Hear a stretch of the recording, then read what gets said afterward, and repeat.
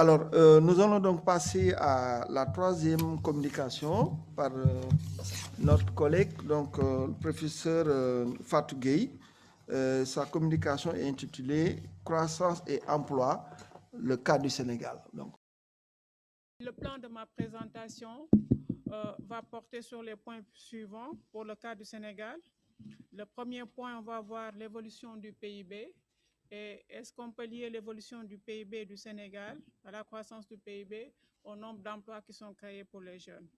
Et on va regarder la décomposition de l'emploi au Sénégal pour enfin regarder quels sont les secteurs qui sont à forte potentialité de main-d'œuvre au niveau du Sénégal. Et le troisième point va porter sur les contraintes à la croissance de ces secteurs à fort potentiel de main-d'œuvre. Et dans le quatrième point, nous allons aborder quelques résultats sur l'entreprise qui ont été interviewées en 2019-2020 portant sur cette étude. Et un aspect de chaîne de valeur concernant l'horticulture, qui était un des secteurs clés et qui a été identifié comme potentielle création d'emplois de la main-d'œuvre pour les jeunes. Et sur l'agroalimentaire, nous avons choisi de présenter le secteur du riz. Donc, si nous regardons quelques faits stylisés au niveau du Sénégal, en 2019, nous avons une population d'environ 16 millions d'habitants. Donc, si nous regardons les objectifs du PSE sur le Sénégal, ça veut dire qu'on doit accroître le bien-être de la population d'ici 2035. Si nous regardons aussi les tendances actuelles entre 2014 et 2019, la croissance économique en moyenne a un taux de 6,6% durant la période 2014-2019. Et nous n'avons pas pris en compte 2020 pour cette période parce que 2020 a été une année exceptionnelle à cause de la pandémie de COVID-19. Donc, cette croissance est largement tirée par trois principaux moteurs, qu'il s'agit de l'agriculture, qui a connu beaucoup de programmes et d'initiatives de la part de l'État, à partir des programmes de REVA, il y a beaucoup de Guana, etc. Beaucoup d'initiatives ont été menées par le gouvernement du Sénégal ces 10 dernières années pour pouvoir stimuler l'agriculture et les infrastructures et les investissements dans le secteur agricole ces dernières années. Si nous regardons l'évolution du taux de croissance, donc on note que le secteur, en 2020, qui est une année exceptionnelle, le Sénégal a perdu beaucoup de pourcentage en termes de croissance, mais qu'on était sur une bonne lancée entre 2014 et 2019 avec un taux de croissance en moyenne de 6,6%. Si nous regardons la décomposition de ce taux de croissance entre les trois secteurs, le secteur primaire, secondaire et tertiaire, on voit que nettement que le secteur primaire est en train de tirer la croissance en plus du secteur secondaire, du secteur tertiaire. Donc, dans le secteur primaire, qu'est-ce que nous avons? Nous avons surtout l'agriculture, l'élevage, nous avons la chasse et la cueillette. Et dans le secteur tertiaire, la croissance est surtout tirée par le commerce et les services. Qu'est-ce qui se passe au niveau de l'emploi? Nous avons une population de 16 millions et nous avons 8 millions à peu près population en âge de travail, âgée de 15 à 64 ans. Et la population active est essentiellement répartie entre l'administration publique qui emploie moins de 20% de la population active. Et ce qu'on constate dans ce schéma, c'est que la population active est surtout dominée par le secteur informel qui représente environ 70% de la main-d'œuvre.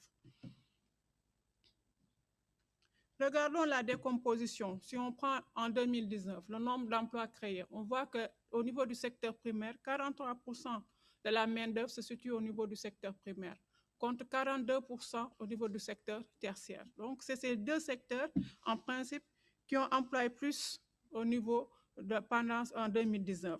Mais on remarque aussi dans ce tableau que la pandémie a surtout touché le secteur secondaire et le secteur tertiaire, du fait des mesures que l'État a eu à prendre sur la fermeture des frontières et sur les entreprises qui ont à peu près moins fonctionné. Donc, on voit que l'emploi est plus dans le secteur primaire qui a eu plus, le secteur primaire qui a eu plus marqué la pandémie, il y a eu un bon déroulement pour le secteur primaire.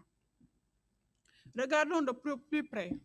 À partir du secteur primaire, on a essayé d'identifier les secteurs à fort potentiel de main-d'œuvre. Ce que nous avons ici, on a essayé de sortir l'agroalimentaire, qu'on a appelé ici agro-processing, du secteur secondaire. On l'a comparé avec le secteur horticole, qu'on a sorti de l'agriculture, et le secteur du tourisme, qui est aussi un secteur à fort potentiel de main-d'œuvre dans le secteur tertiaire. On regarde qu'entre 2014 et 2019, ces trois secteurs sortent du lot au niveau de l'emploi. On remarque aussi, si vous regardez bien, au niveau du commerce, on arrive à avoir aussi beaucoup d'emplois dans le secteur commerce, surtout informel. Si on regarde l'agriculture hors horticole aussi, on a par exemple en 2020 2 400 et quelques emplois créés au niveau du secteur de l'agriculture, ce qui fait que la main-d'œuvre au niveau du Sénégal est presque tirée par le secteur agricole. On a essayé de regarder comment ces secteurs ont évolué entre 2014 et 2020 par rapport à leur valeur ajoutée, c'est-à-dire par rapport à la contribution à la croissance et par rapport au nombre d'emplois créés. Si on regarde le secteur du tourisme, à part l'année 2020 qui est exceptionnelle, on a une forte évolution entre 2014 et 2020 dans le secteur du tourisme, comme en termes de valeur ajoutée, comme en termes d'emploi. Si on regarde l'agro-industriel, qui est aussi l'agroalimentaire, presque évolué entre 2011 et 2019, de même que la création d'emplois a fortement augmenté pour ce secteur. La même chose a été faite pour le secteur de l'horticole. Entre 2000 et 2000, de l'emploi dans le secteur horticole. La même chose, on a essayé de comparer avec le secteur manufacturier qui, dans les années 80, était presque le secteur qui emploie plus de main-d'œuvre. On note presque que l'évolution notée au niveau de l'horticulture, au niveau du tourisme et au niveau du secteur agroalimentaire est beaucoup plus rapide que dans le secteur manufacturier. Donc, nous avons essayé aussi de voir quelles sont les contraintes liées à ces secteurs à fort potentiel de main-d'œuvre. Donc, le premier contexte, c'est le contexte marché du travail, la régulation du marché du travail. On note qu'il y a beaucoup, au niveau du Sénégal, la régulation du marché du travail est très stricte en matière de contrat, est très stricte en matière d'emplois permanents. On regarde que si on regarde le nombre d'emplois permanents au niveau des entreprises, il y a une forte régulation au niveau d'emploi. Donc, il est très difficile de nouer des contrats entre les entreprises et les demandeurs d'emploi. Ce qui fait que l'État protège en quelque sorte les employés. Donc, il y a aussi les éléments liés à ce qu'on a appelé les entreprises considèrent que l'exécution des contrats est une contrainte majeure au niveau de leurs activités, en termes d'infrastructures NTIC, en termes aussi de corruption, en termes d'accès au crédit, etc. Ce sont des contraintes sur le marché du travail que les entreprises sont confrontées, ce qui réduit fortement l'emploi au niveau des jeunes. Et dans notre field training, nous avons essayé d'interroger quelques entreprises issues de ces trois secteurs que nous avons identifiés. Il s'agit d'agro-transformation, il s'agit d'entreprises d'horticulture, il s'agit aussi d'entreprises dans le secteur du tourisme.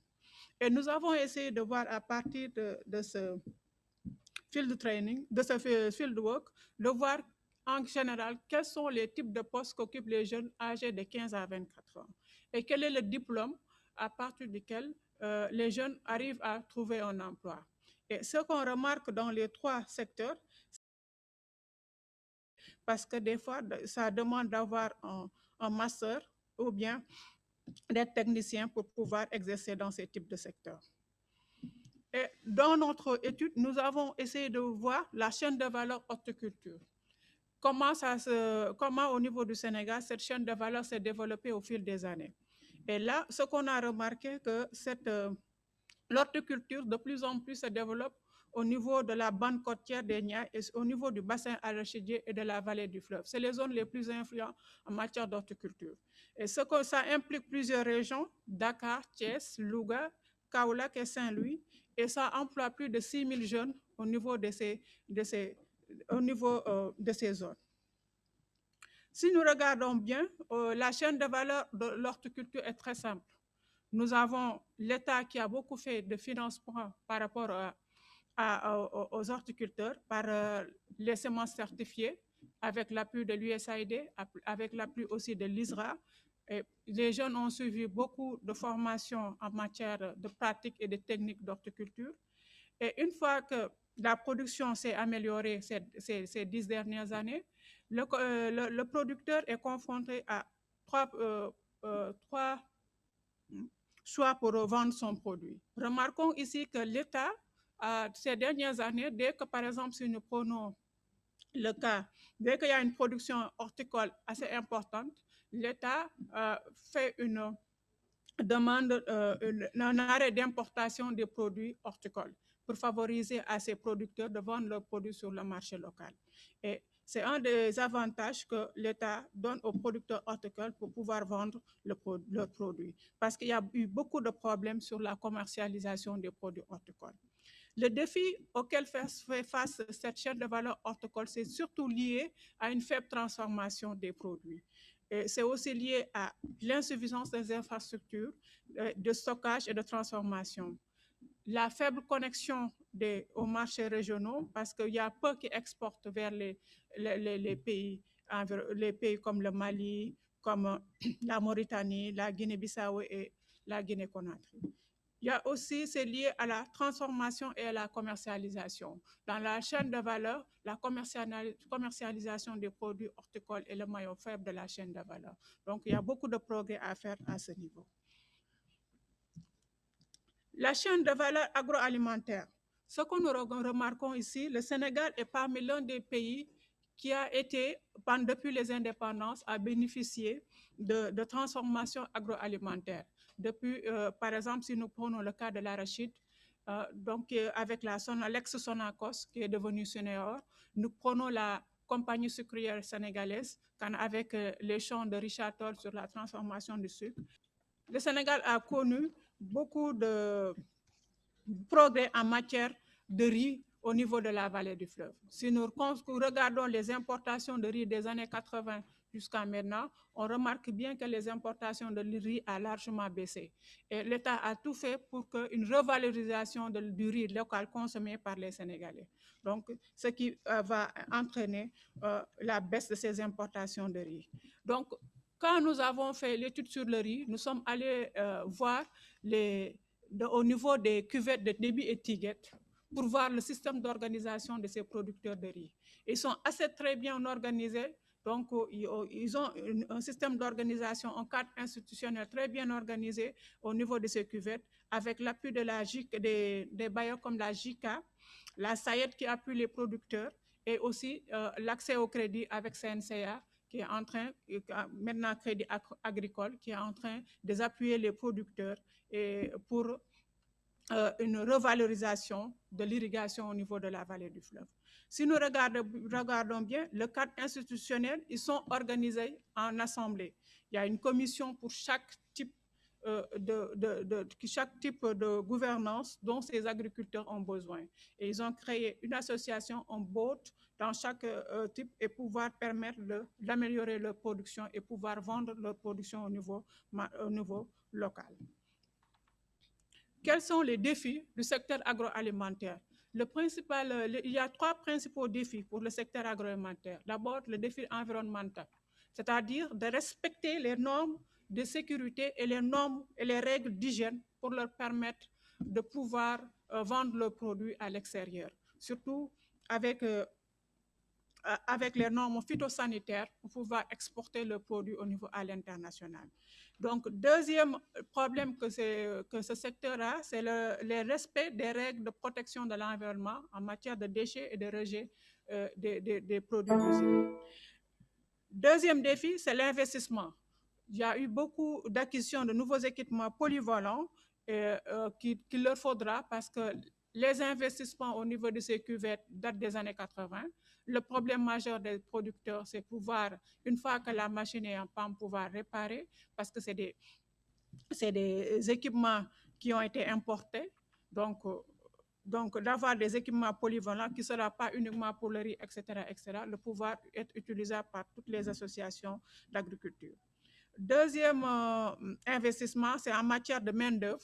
Donc, avoir une main-d'œuvre qualifiée, pour avoir aussi des stratégies commerciales, donc pour leur permettre de pouvoir vendre leurs produits au niveau international.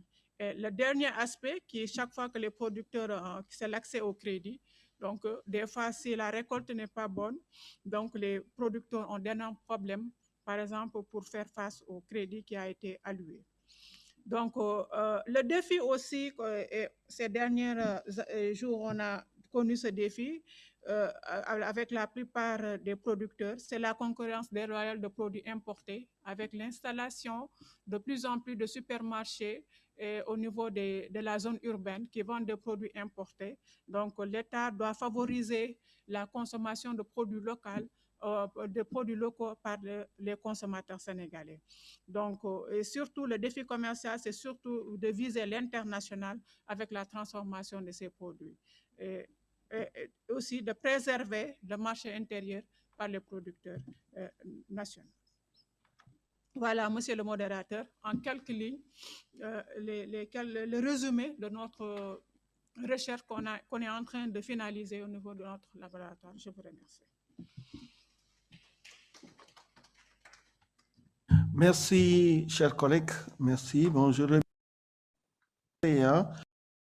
Et décrit la situation de l'emploi au Sénégal, notamment la répartition de l'emploi entre les différents secteurs, avec la plus grande partie de la main-d'œuvre qui est absorbée, disons, par le primaire et le tertiaire, et avec une part assez modeste, effectivement, du secondaire.